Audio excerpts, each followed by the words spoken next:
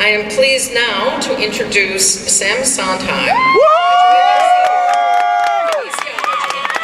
Sam was selected as the student speaker by a committee of faculty and students. I invite you to read more about Sam in your commencement program, if you don't already know. Check out his Facebook page!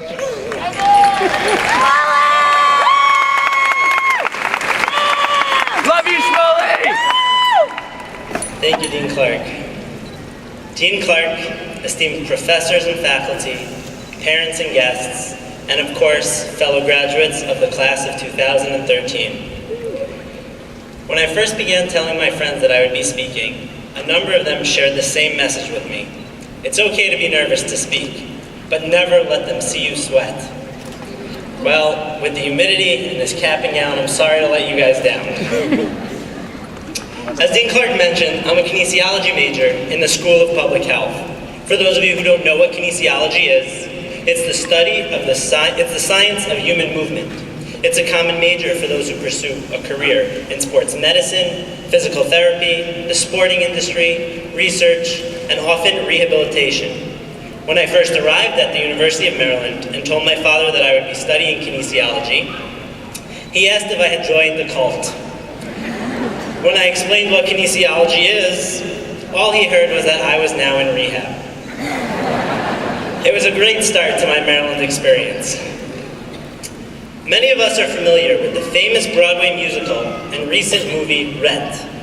One of the songs in the musical asks, 525,600 minutes. How do you measure a year? Well, I ask you today, how do you measure a college education? And even more importantly than that, how do you measure a college experience? Allow me to explain. I believe that a college education can be taught through various means, whether it be in the classroom, through an open course system, or through the internet. However, a college experience goes much deeper. Interpersonal skills, dedication, and kindness can only be taught by a professor or a teacher with a heart. These attributes cannot simply be learned from a textbook. They require both growth and development through nurturing from a family member, a close friend, and here at the University of Maryland, a teacher. During my sophomore year, I joined a lab in the kinesiology department. Although the lab is primarily composed of graduate students, I was always welcomed as an equal and have been treated with the utmost respect. This is a hallmark of the School of Public Health. As Senator Cardin said, we have the best faculty. The faculty in the School of Public Health, from the professors to the teaching assistants and graduate students to the office staff, all take a personal interest in every student's life in order to embed these values that come from the heart into our class of 2013. And this is what sets our School of Public Health apart from the rest of the university and from all other universities. Our faculty cares, our staff cares, our office staff cares, and they teach beyond the textbook. They teach a sensitivity and concern for everyone that will help us succeed throughout all of our future endeavors.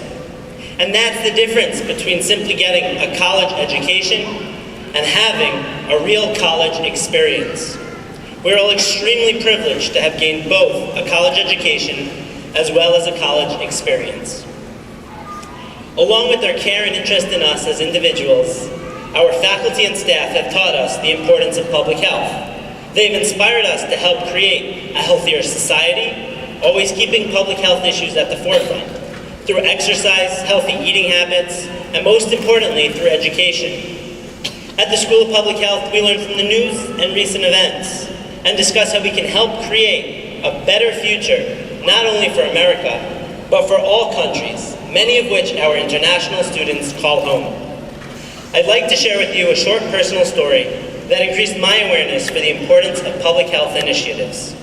In 2009, I became a certified CPR instructor and started a summer program that teaches CPR to adolescents aged 11 through 14. 2 years ago, the mother of a particular student, who we'll call Erin, contacted me to share some news. While the whole family was together for a family affair, Erin's grandfather suddenly collapsed to the ground and began shaking violently from a seizure.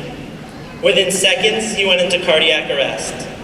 As the rest of the family stood in shock, unsure of what to do, Erin, a 13-year-old, jumped into action. She instructed her brother to call 911 and began performing CPR on her grandfather. At the age of 13, Erin saved her grandfather's life, who is still alive today, nearly 2 years after this incident.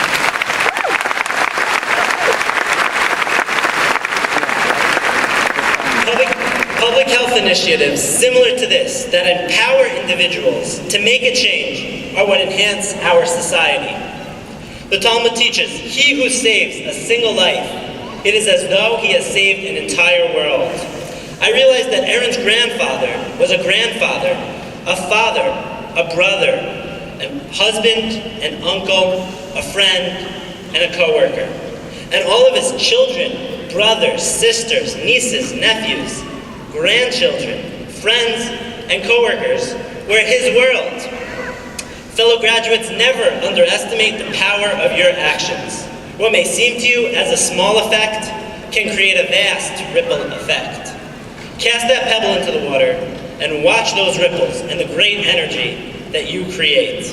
See just how much you can accomplish, because together we have the power to change the world. We have spent the last 4 years learning, analyzing, researching all the different sciences that encompass public health. There are many public health issues facing the world's population, and even right at home in the United States, whether it be heart disease, diabetes, interpersonal disputes, poor living conditions, or obesity. Even my own mayor of New York City wanted to take away our 16-ounce drinks and big gulps. With what we've learned here at the School of Public Health, I think we can come up with better ideas and solutions than just banning sodas. We've studied healthy practices of exercise, proper eating habits, stress management, women's health issues, familial challenges, and much, much more. As we leave the University of Maryland, let's go out into the world and take what we've learned and make the world a better and healthier place for ourselves and the future. Let's be able to look back in 10, 20, and 30 years and say we've made a difference with the knowledge we gained here, and we've made the world a better place. Fellow graduates, the University of Maryland has provided a home for us to learn, to grow, and yes, to have a lot of fun, mostly legal. We've experienced many new things, and now it is time, as pop artist Katy Perry says, to ignite the light and let it shine.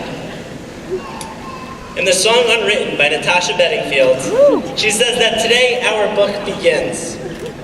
Well, as we move on to graduate programs, the workforce, and countless volunteer opportunities, it is time for us to take our college experience and begin to write our future, the book that is currently unwritten. On behalf of the class of 2013, I'd like to thank our Dean of the School of Public Health, Dr. Jane Clark, whose visions and dedication have strengthened our school and provided us with the most outstanding education. We must not forget to thank Dr. Robert Gold, our founding dean, whose tireless efforts do not go unnoticed.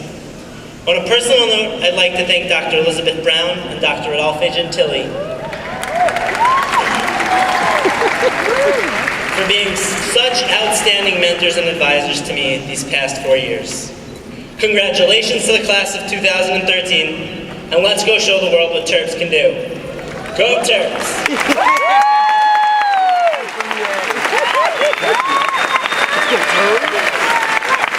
Yes, Schmolly! I knew him before he was famous!